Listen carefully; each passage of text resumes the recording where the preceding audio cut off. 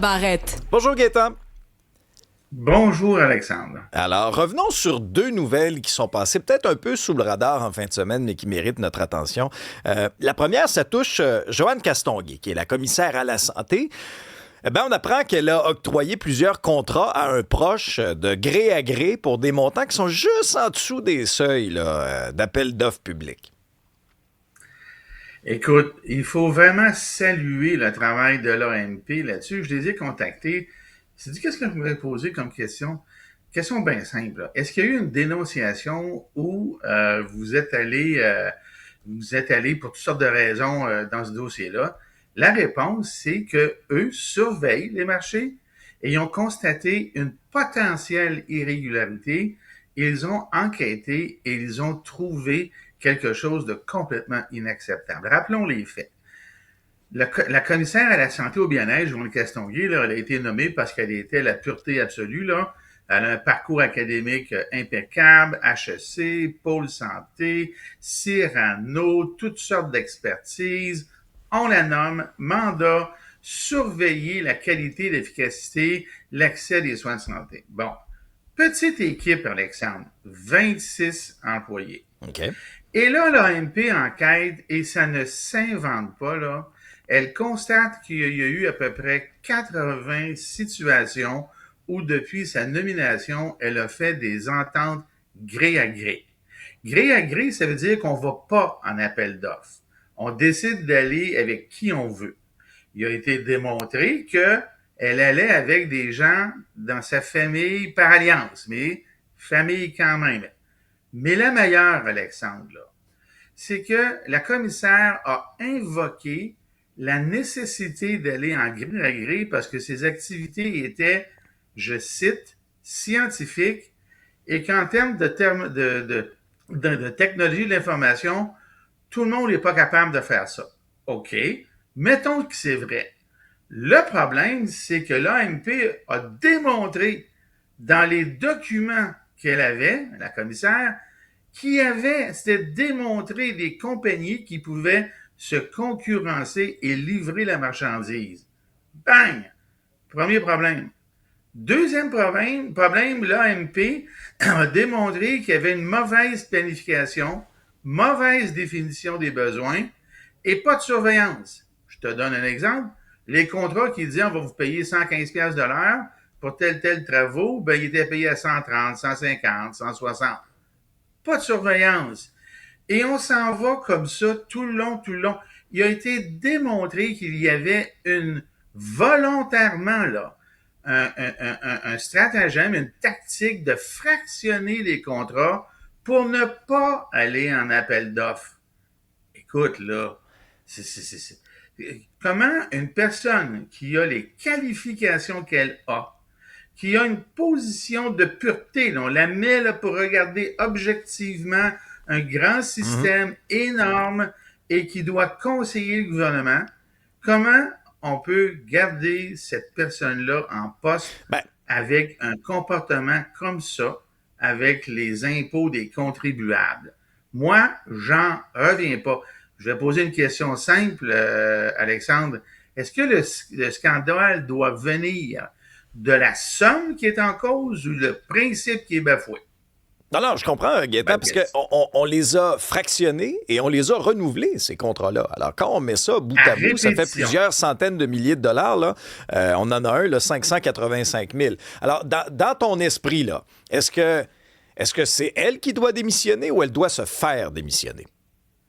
Ben, regarde, c'est un ou c'est l'autre. Mais en ce qui me concerne, je vois pas comment elle peut rester en poste. Je le répète, là, c'est la pureté des fonctions, là. Elle a une petite équipe.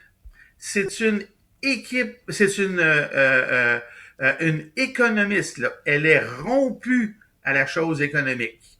Elle a été nommée là pour ça. Puis je vais en rajouter une, elle-même en entrevue, je le sais, je l'ai entendu. Elle nous a déjà expliqué qu'elle a baigné toute son enfance dans la politique parce que c'est la fille de Claude Castonguay, le père de l'assurance maladie au Québec. Pas au Canada, mais au Québec. Elle ne peut pas plaider l'ignorance, là. Quand tu as une équipe de 26 personnes pour un dossier comme ça, tu le sais ce qui se passe. D'ailleurs, elle admet qu'elle avait, en quelque part, son rôle à jouer là-dedans et elle a contourné les règles sur des arguments que l'AMP a réussi à démontrer qu'ils ne tenaient pas la route. Mais regarde, on avait une chronique d'Antoine de Robitaille, notre collègue, samedi, dans le journal, et il posait la question, celle que tu poses. Elle devrait démissionner ou elle démissionner? Mais pour moi, je commence à la case départ. Est-ce qu'elle devrait rester en poste? Je pense que non. Ouais. Gaétan, autre nouvelle, puis ça m'a surpris quand j'ai vu passer ça, parce que dans l'histoire du Québec, c'est pas arrivé souvent, là, une ministre, une ex-ministre, dans ce cas-ci, bon, c'est Caroline Proulx, qui était ministre du Tourisme, est condamnée par la Cour supérieure à verser quand même 60 000 à la suite de l'annulation d'un événement anti-avortement. On se souviendra, ça avait fait les manchettes, c'était en 2023 au Centre des congrès de Québec. Écoute, c'est extraordinaire. Alors, c'est une organisation qui avait organisé le rallye Feu, foi et liberté en fin juin 2023. C'est un groupe pro-vie. On s'entend, là, c'est le genre de groupe avec lequel, au Québec, à 98%, on est contre. Mais on vit dans une société où on peut avoir encore la liberté d'expression. Alors, Caroline Proulx s'en était profondément offusquée, avait invoqué les valeurs québécoises et était intervenue dans le contrat pour annuler le rassemblement, là, le congrès, si tu veux, parce que essentiellement pour eux autres, c'était ça, dûment signé, tout était dans les règles, il y avait le droit de le faire, sous prétexte que, les valeurs du Québec étaient telles que c'était inacceptable, et le Palais des Congrès était sous juridiction gouvernementale. Alors, elle s'est fait poursuivre et elle a perdu. Et quand même, ça c'est extraordinaire, le juge a été clair. C'est 60 000 30 000 pour s'être mêlée d'un contrat pour lequel elle n'avait aucune raison de se mêler et 30 000 de dommages punitifs. Et dans les deux cas, Alexandre, elle s'est fait dire qu'elle avait fait preuve d'abus de pouvoir et qu'elle devrait payer de sa poche. Et c'est ça qui est particulier, Gaétan. C'est ça, c'est ça qui est particulier, c'est de sa poche, c'est la personne Caroline Proulx et non l'organisation, le gouvernement du Québec. Moi, c'est ça, moi, qui m'a surpris. Moi aussi, et c'est pour ça que j'en parle, parce qu'on a deux cas où, écoute, on a des officiers de l'État, à plus forte raison un ministre, là, au-dessus de la ministre, c'est le premier ministre, là. À deux officiers de l'État qui se font dire, vous ne respectez pas les règles. Dans le cas de Joanne Castonguay, c'est pas criminel. Elle n'a pas respecté les règles. Mais Caroline Proulx, elle, c'est pire que pire. Elle s'est fait dire par le juge, je cite, les ministres ne sont pas au-dessus des lois. Et ça, c'est gravissime, là, en quelque part. Comment peut-on laisser passer une affaire de même? C'est grave. Écoute, tu sais, là, tous les jugements, là, ils sont numérisés au Canada, là. Partout dans le Canada. Alors, j'ai demandé à deux outils d'intelligence artificielle, ChatGPT puis Gemini, j'ai dit, bon, ben regarde, est-ce qu'il y a déjà eu un ministre, un député, et surtout un ministre, qui a été condamné pour abus de pouvoir? Pas invoquer l'abus de pouvoir, condamné. Il n'y en a pas. Au moment où on se parle, il y en a deux. Il y a une cause qualifiée de célèbre qui vient du Québec, Duplessis contre Roncasali. Il faut remonter loin. On parle à n'importe quel avocat, là, en première année de droit, c'est ce qu'on t'enseigne.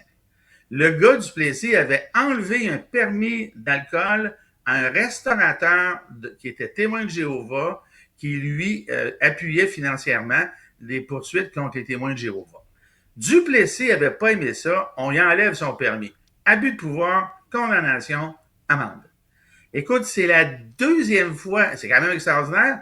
Tu sais, François Legault qui aime bien Duplessis, ben il vient de l'égaler là parce que sa ministre là, elle va si elle gagne en appel parce qu'on s'attend qu'elle aille en appel parce que là c'est une méchante tâche sur le gouvernement et sur elle, elle va faire l'histoire mais négativement. Ça ne s'est jamais passé dans le Canada, sauf avec Maurice Duplessis selon les moteurs de recherche. Mais sur le principe d'arriver comme ministre, qu'on soit d'accord ou non, puis moi je suis dessus, évidemment, qu'ils sont contre ces groupes-là, là, et qu'on arrive et qu'on décide unilatéralement sur cette base-là d'annuler un contrat, hein, Et en plus, littéralement, de les mettre dehors, là, d'empêcher la réunion. Ben, écoute, là, je veux dire, on est rendu où, là? C'est ça, un abus de pouvoir. Il y a des droits, il y a des lois, et le juge de la Cour supérieure a dit, Madame la ministre, vous avez fait preuve d'abus de pouvoir et je vous condamne personnellement. C'est là c'est ça qui signe encore plus la gravité de la situation. Alors évidemment, la ministre, l'ex-ministre, a dit partout, ça m'amuse beaucoup, nous allons analyser le jugement et décider si nous allons aller en appel. C'est pas c'est elle qui est condamnée, c'est pas l'État. Il n'y a aucune référence à l'État. C'est elle, dans le jugement, qui est condamnée. Et quand elle parle nous, bon, OK, j'imagine qu'elle veut dire elle et son avocat, là, mais il n'en reste pas moins qu'on peut penser que c'est elle et le gouvernement. Va-t-elle aller en appel? Moi, je pense qu'elle va y aller. Probablement qu'elle fait bien d'y aller, parce que ça, c'est un autre précédent qui, à mon avis, n'est pas banal et qui est certainement un mauvais signe démocratique. On a deux personnes là, ici, là, au Québec, l'une par sa formation et son poste qui est censé représenter une certaine pureté, là, et l'autre par sa fonction invoque la pureté de nos valeurs pour prendre des décisions, et les deux se font ramasser. Moi, j'ai trouvé que ces deux nouvelles-là, en fin de semaine, là, étaient très sérieuses et très tristes pour le Québec, et, je l'espère, ne sont pas annonciatrices de quoi que ce soit dans cette veine-là. La raison pour laquelle je te dis ça, là, c'est quand on regarde Trump, là, on se dit, là, ça va-tu s'étendre ailleurs? Ben, en quelque part, je dis pas que la CAQ est trumpiste, c'est pas ça que je dis, là. C'est pas ça que je dis du tout. Je dis juste qu'il y a des choses qui se passent et pour lesquelles il faut être vigilant. Il faut être vigilant. Le meilleur exemple, je termine là-dessus, c'est ce matin en Argentine, on veut empêcher l'entrée en Argentine de quiconque a critiqué l'Argentine pendant la Coupe du monde de soccer. Franchement. Ouais, non, ça va trop loin, c'est clair. Hey, merci beaucoup, Gaétan. Voilà. Au revoir. Une nouvelle de dernière heure. Les agents de bord de WestJet et la compagnie aérienne viennent de conclure une entente de principe. Alors, ça vient tout juste de tomber, un accord qui met fin à cette grève entamée hier et qui avait causé le bordel dans plusieurs aéroports.